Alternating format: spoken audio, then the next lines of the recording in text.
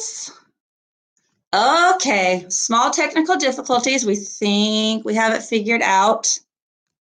So here we go. Today I'm going to be starting Mr. Klutz is Nuts. This is the second book in the My Weird School series that Dan Gutman has written. This is his first series. After My Weird School, there's My Weird School Days. There's a whole series there. And then there's My Weirder School Days. Then there's My Weirdest School Days. And then I think there's even My Weirderest School Days. So he's written lots of funny books. Again, these books do not have to be read in order, but this is a really funny one. So it's a great one to do next. Mr. Klutz is Nuts. Let's see, this book has 13 chapters. I think today I'm going to read 7 of them.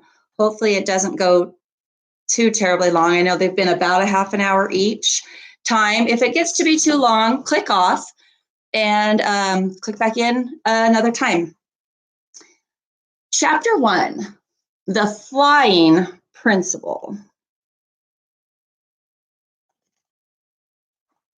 "Watch out!" somebody screamed. Mr. Klutz, the principal of my school, was tearing down the sidewalk on a skateboard. It was early morning, just before the school bell was about to ring. Mr. Klutz must have built up too much speed coming down the hill. He was weaving in and around the kids and their parents. He was totally out of control. Most principals are really serious and dignified. They look like they were born as grown-ups, but not Mr. Klutz. He's more like a grown-up kid. When he isn't skateboarding to school, he rides a motorcycle or a scooter, or he wears his inline skates. "Runaway principal!" some kid shouted. "Run for your lives!" The skateboard must hit a crack in the sidewalk because the next thing anybody knew, Mr. Klutz was flying through the air like a superhero. Kids and their parents were diving out of his way. Dogs were running in all directions. Mr. Klutz crash landed in the bushes at the front of the school. Luckily, he was wearing a helmet and he had on knee pads and elbow pads on over his clothes. Everybody stopped for a second. We were in the bushes without moving, and we weren't sure if he was even alive. "Good morning, Mr. Klutz," said Miss Cooney, the school nurse, as she walked past. "Good morning, Mrs. Cooney," he replied. "Beautiful day, isn't it?" "Oh, just lovely." Then Mr. Klutz got up, brushed himself off, and walked up the front steps like it was totally normal for a principal to skateboard to school and crash head first into the bushes. Whoa, Mr. Klutz is totally nuts. Chapter 2, Big Trouble. "That's the last straw, AJ," my teacher, Miss Daisy, told me. "I want you to go to the principal's office." "But I didn't do anything," I protested. My name is AJ and I hate school. I mean, why do we have to learn so much stuff? If you ask me, by the time you get to 2nd grade, you already know enough stuff to last you for a lifetime. School is way overrated. My mom says that all 8-year-old boys have to go to school, so I guess there's nothing I can do about it. But when I grow up, I'm going to be a professional hockey player. And you don't have to know how to read or write or do math to shoot a puck into a net. Actually, that's what I was doing when my teacher, Miss Daisy, sent me to the principal's office. You see, me and my friend Michael and Ryan were playing hockey with a tennis ball during recess. We were shooting the ball at a tree to score a goal. And I shot one wild, and it landed over by a bunch of girls in our class. "Ouch! Hey!" shouted this girl named Annette. She was rubbing her leg like she had been hit by a train or something. Dude, it's just a tennis ball. Annette is such a crybaby.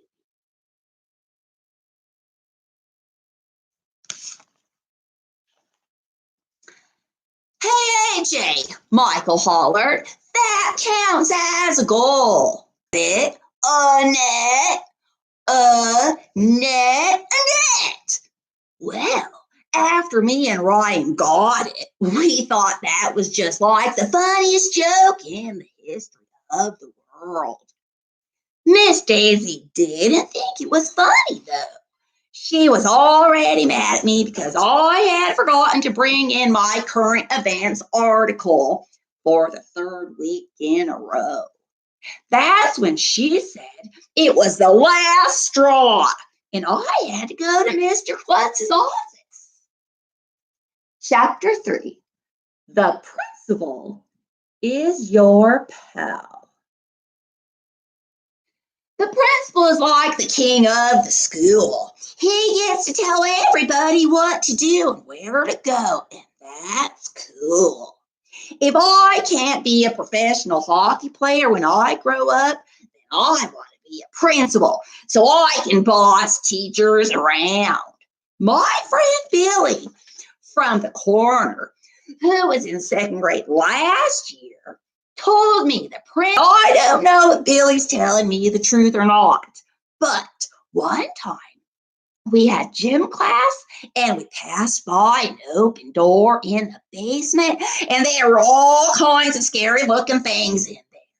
Michael said he saw chains hanging from the ceiling over a chair with straps on it and legs. So I guess that's what Mr. Klutz uses to torture the bad kids. And I was scared. I had never been to the principal's office before. On the way there, I stopped into the boys' bathroom.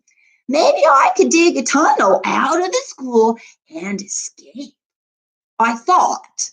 My friend Billy told me he saw that in a war movie once, these guys dug their way out of the prison with a spoon.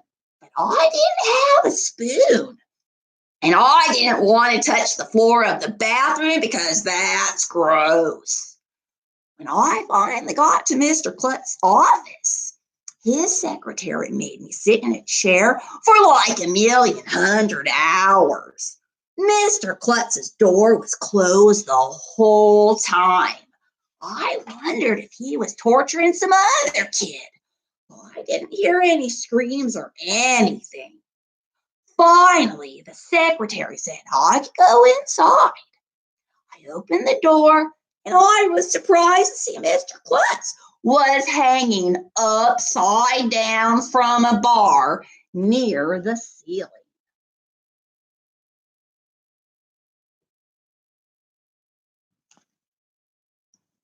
He had on boots that were attached to the bar.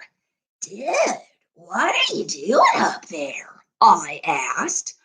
"Oh, just hanging around," Mr. Klutz said as he pulled himself out of his boots and jumped down onto the floor. When the blood rushes to my head, it helps me think. Well, I know that blood rushing to your head doesn't help you grow hair because Mr. Klutz has no hair on his head at all. He was bald as a balloon. Mr. Klutz's office looked pretty much like my dad's office, except he had a big snowboarding poster on the wall and a foosball table in the corner. Oh, and also he had a punching bag with a face on it. Come to think of it, it didn't look anything like my dad's office. I kept my head down when he told me to take a seat, so he would feel sorry for me. When you get in trouble, you always keep your head down, because if grown-ups feel sorry for you, they won't punish you as badly. Miss Daisy told me why you're here, Mr. Klutz said, but I'd like to hear your side of the story. Well, Miss Daisy thinks I stole a straw, I told him. Well, what makes you think that, AJ? Well, she was all mad at me, and she said, that's the last straw.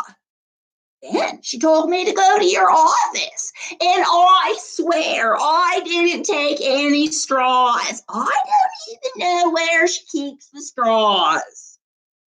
I see, Mr. Klutz said, rubbing his chin. I thought it had something to do with a hockey game that got out of control. And there's this little manner of forgetting to bring your current events. Oh, well, that too. Mr. Klutz didn't look like he was going to torture me. In fact, he didn't look mad at all. You may not believe this, he told me, but I was a boy once too. Really? Just once? I asked, because I'm a boy like all the time. No, what I mean is I used to be a young boy like you. Well, I bet you were really good in school, I said. Well, no, actually, I was just the opposite, the principal told me. I didn't like school at all, and I wasn't a very good student. What? Really? I figured that anybody who grew up to be a principal must have loved school as a kid. I mean, why else would you want to hang around a school all day with grown-ups? Except maybe to boss teachers around. When I was a boy, I could never sit still, said Mr. Klutz. I wanted to run around all the time. I didn't have the motivation to do my schoolwork. Do you know what motivation is, AJ? It's like a motor inside of you that makes you do stuff, I said. That's why it's called motivation. I guess you could say that, Mr. Klutz said. Sometimes my mother would give me a little reward if I did a good job on my homework, like a piece of candy, for instance. You see, while I didn't like school, I did like candy, and that's motivation. So that is what I would do to try harder, to get the candy. Does that make sense? Well, sure. AJ, if I were to give you some candy, or to take candy from a stranger, I told him. But I am not a stranger, Mr. Klutz said. Did you ever hear anyone say, your principal is your pal? If you need to spell the word principal, you can always remember your principal is your pal. Get it? Well, if you put it that way, I suppose I could take some candy. Mr. Klutz reached into his desk drawer and pulled out a chocolate bar. It was the kind with marshmallows inside and caramel. My mouth was watering. Go easy with the hockey, and let's see if you can remember to bring in your current events tomorrow, he said, as he handed me the candy bar. Now, don't tell anybody about this, okay?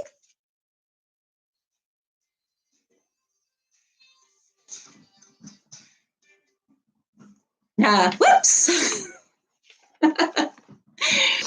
Now, don't tell anybody about this, okay? It's just a little secret between you and me, okay?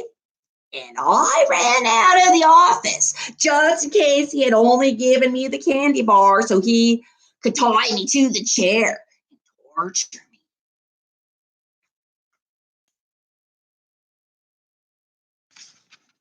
Chapter 4, The Present. When I got back to class, everybody looked at me. I guess they wanted to see if I was crying or bleeding or anything. Did Mr. Klutz bring you down into his torture chamber? Ryan whispered when I sat in my seat. Nope, I said. He gave me a present. What did he give you? I can't tell you. Oh, come on. I promised I wouldn't tell. But I'll be your best friend.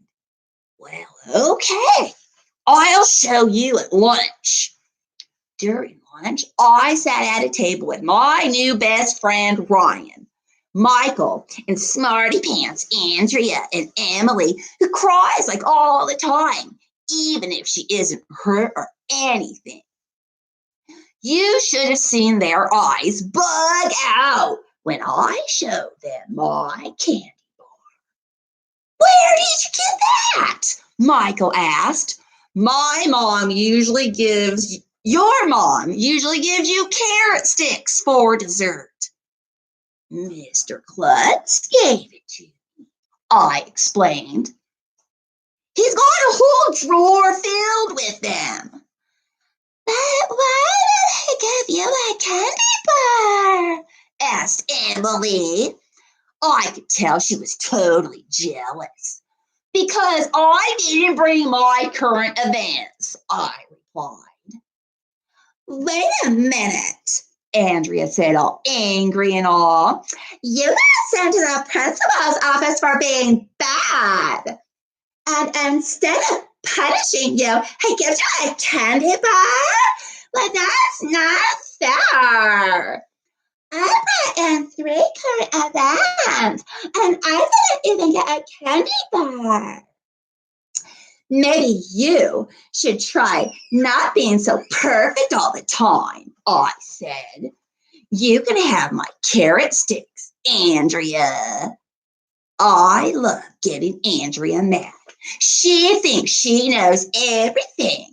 Whenever we have a homework assignment, she does extra work just to show Miss Daisy how smart she is and to make the rest of us look bad. Mr. Klutz told me he's my pal, I said, biting off a big piece of the chocolate bar right in front of Andrea's face. He said I could come in for a candy bar anytime I wanted. Well, the last part wasn't exactly true, but it was fun to say it anyway.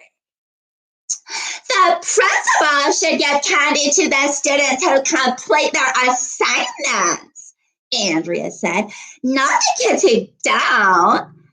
Yeah, Emily sniffled. She looked like she might run out of the room crying, like always, and for no reason.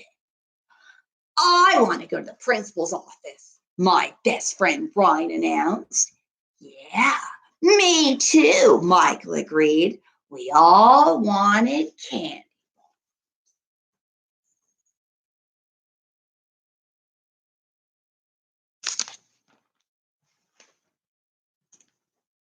They all watched while I finished my candy. Then I licked the extra chocolate off my fingers and I rubbed my tummy just to make sure they would know how good it was. Chapter 5, My Big Mouth. Now, it just so happens that I know of the perfect way to get sent to the principal's office. All you have to do is put a tack on the teacher's chair. My friend Billy told me he did this once and he got sent to the principal's office. So I waited until recess when Andrea and Emily ran off to play with the girls. Then I told the plan to my best friend, Ryan and Michael. Dude, that's genius, exclaimed my best friend, Ryan. But what if Miss Daisy gets hurt? Asked Michael. Dudes, she won't get hurt, I said. She'll jump up so fast that it will hardly even poke her. So at the end of recess, the three of us snuck back into our classroom. It was empty. Miss Daisy was eating in the teacher's room. Ryan pulled a tack out of the bulletin board and put it on Miss Daisy's chair. Then we ran out to the playground just as the end of recess bell was ringing. When we filed back into the class, Ryan, Michael, and I could barely look at one another because we were afraid we'd bust out laughing. I could hardly wait to see the look on Miss Daisy's face when she sat in her chair. Well, when Miss Daisy sat down, the most amazing thing happened. Nothing. She didn't jump up or anything. She just sat there. Me and Ryan and Michael looked at one another. How could she not feel that? She must have buns of steel, Ryan whispered. Dudes, she's like Superman. Then I realized that I had forgotten to tell Ryan something very important. When you put a tack on a teacher's chair, you're supposed to put the tack a little bit on one side. When you put it in the middle of the chair, well, you know, the tack it doesn't have any target to hit, if you know what I mean. Miss Daisy got up to do math, not even realizing that there was a tack in her butt. When she turned around to write on the chalkboard, we could see the tack was just stuck there to her dress, just hanging right in the middle of her backside. Me and Ryan and Michael thought we were going to totally die, trying to keep ourselves from laughing. It was probably the funniest thing that had ever happened in the history of the world, and you totally should have been there. Excuse me, said Andrea, raising her hand to ruin everybody's fun like always. Miss Daisy, I think there's something stuck to your skirt. Miss Daisy turned around and pulled out the tack. Who did this? She demanded. I did, Ryan bragged. Well, go to the principal's office, Ryan.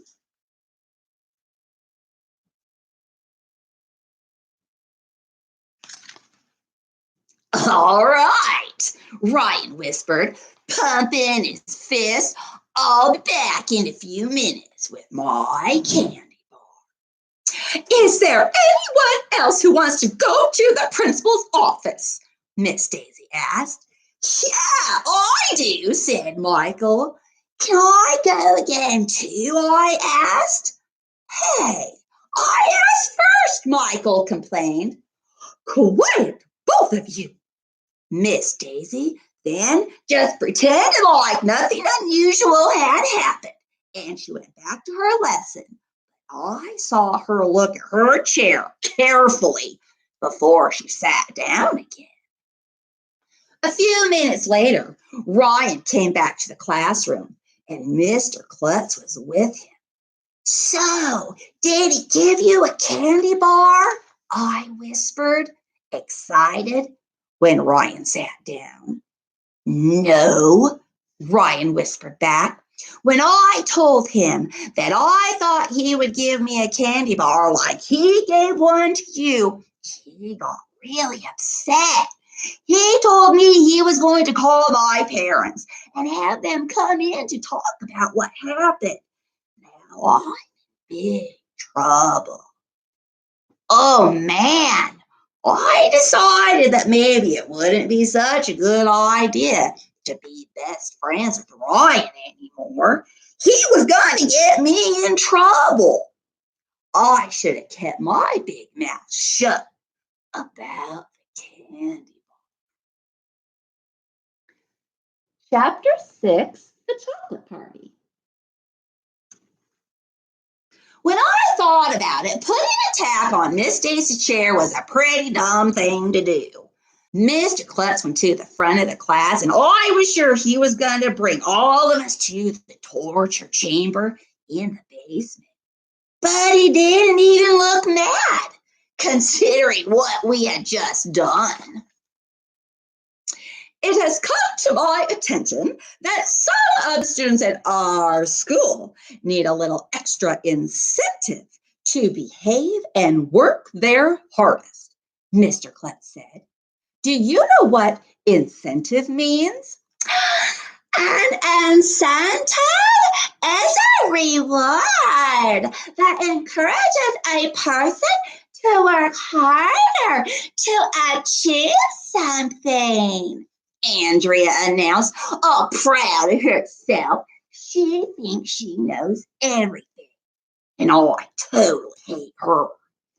Very good, Andrea, said Mr. Klutz. What sort of incentive might bring out the best work in the students of our school? You could give us each $1 million, suggested Michael. I know, you could make summer vacation last all year long, I said. How about getting rid of homework? Said Ryan. Miss Daisy went to the front of the room. Mr. Klutz can't do those things, she said. But remember, when all of the students in our school read 1 million pages in books, and as a reward, we turned the gym into a video game arcade, that was quite successful. Mr. Klutz even dressed up in a gorilla suit for the evening, if I recall. I know. How about a chocolate party? Suggested Andrea. But I couldn't be mad because that was a pretty good idea. And everybody agreed. Said Miss Daisy. I love chocolate. That's a great idea. And then we all got really excited because if there was one thing that just about everybody loved, it's chocolate. And kids started shouting out things that we could have at the party. Chocolate cupcakes, chocolate fudge, chocolate bunnies, chocolate ice cream, and on and on and on. But wait a minute, Mr. Klutz said. What are you going to do to earn the chocolate party? Well, we could just read another 1 million pages, suggested Ryan. But we already did that, Emily said.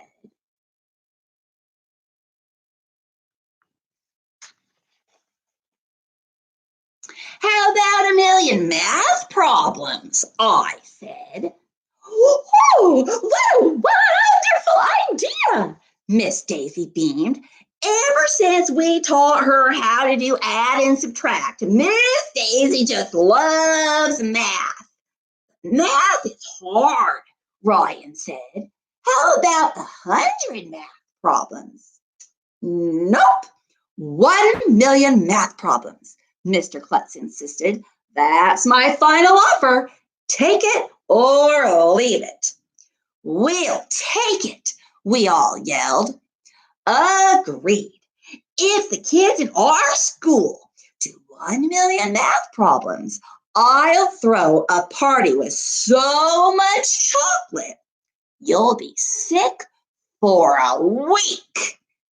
And I'll bring bonbons, said Miss Daisy. Hooray, we all yelled, except for Ryan, who looked all mad. I'm not going to spend my free time doing math, Ryan said. I hate math. I wouldn't do extra math if you kissed a pig on the lips. Well, okay. As an added incentive,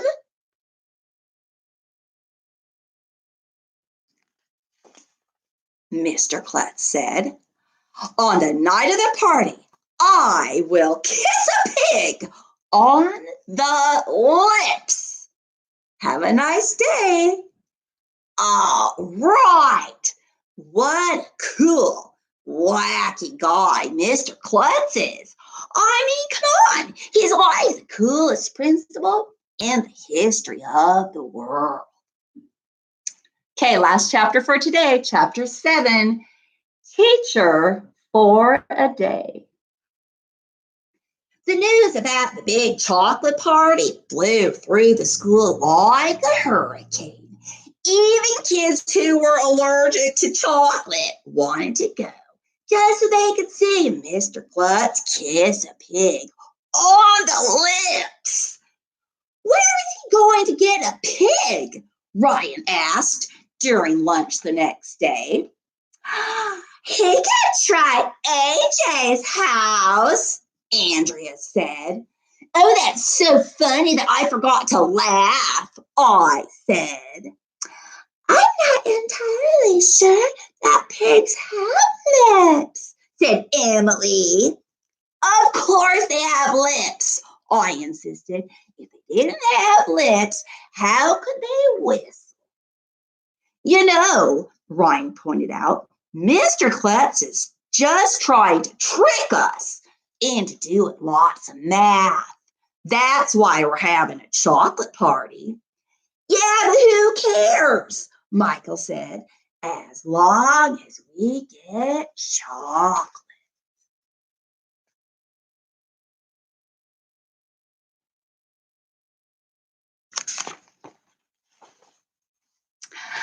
I think that only the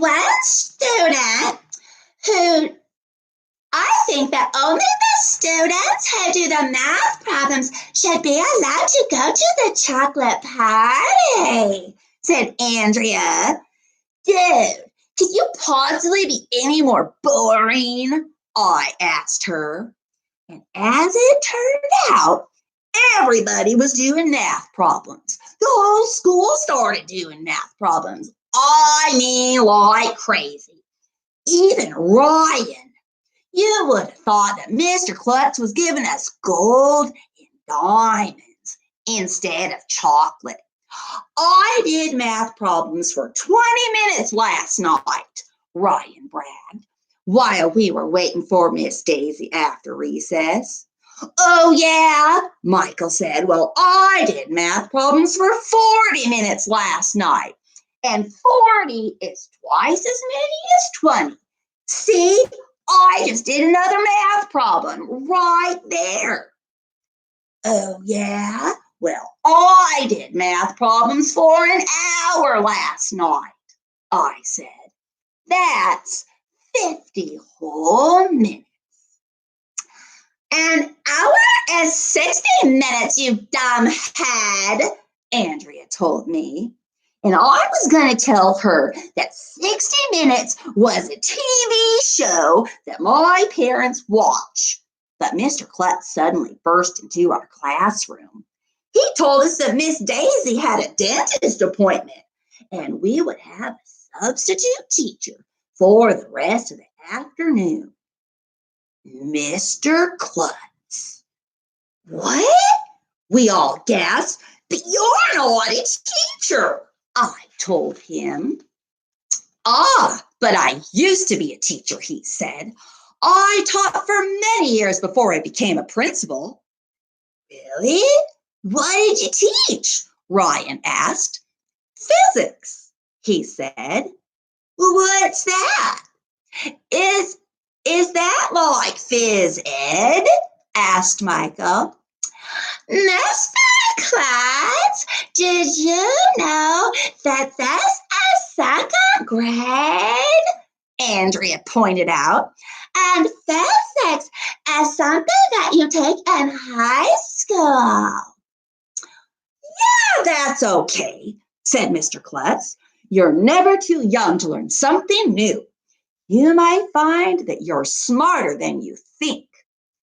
Well, if you say so. So physics is the study of motion and energy and force, he said.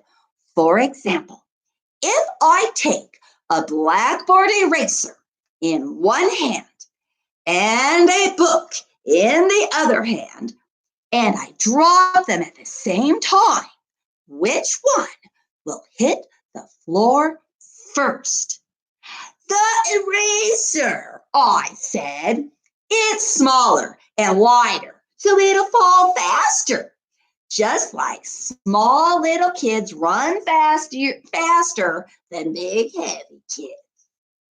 No, the book will hit the floor first, insisted Ryan. Bigger and heavier builds up more speed than little things. I think they'll both hit the floor at the same time, said Andrea. Well, let's do a test, said Mr. Klutz.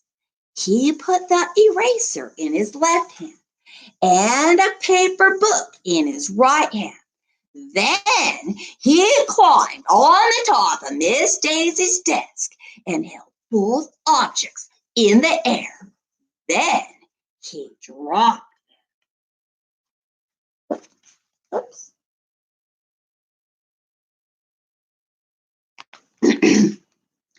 The eraser and the book hit the ground at the exact same moment. I told you so, said Andrea. I think I hate her more every single day. According to the laws of physics, all objects fall at the exact same rate, Mr. Klutz told us. See, you're learning physics in second grade. Wait a minute, said Michael. That's not a fair test because the eraser and the book are almost the same size and weight. Yeah, Ryan said. Try it with different objects. Okay, Mr. Klutz said as he picked up a pencil off of Miss Daisy's desk. Then he went over to the windowsill where Miss Daisy kept her collection of stuffed animals. He picked up a giraffe that was almost as big as I am. Would this be a fair test, he asked. Yeah. Now, which object do you think will hit the floor first? He said as he climbed up on top of Miss Daisy's desk again. The pencil, some of us shouted. The giraffe, the other kids yelled. I think they will both hit the floor at the same time, said Andrea. Okay, let's do a test, said Mr. Klutz, as he raised both of his arms into the air. Mr. Klutz put his foot on a crayon that was sitting on Miss Daisy's desk, and it rolled a little, and his foot slipped. He wobbled for a moment, trying to keep his balance. Then he pitched head first off the desk. Watch out! Crash. When he hit the floor, the pencil and the giraffe went flying. Mr. Klutz's arms and legs went in all different directions. It was just about the funniest thing I'd that had ever happened in the history of the world. And you totally should have been there. We all ran over to see if Mr. Klutz was okay. He was holding his leg and moaning. "Sir," Andrea said, "all three objects hit the ground at the same time. The pencil, the giraffe, and Mr. Klutz. So, I was right." Dude, I totally hate her.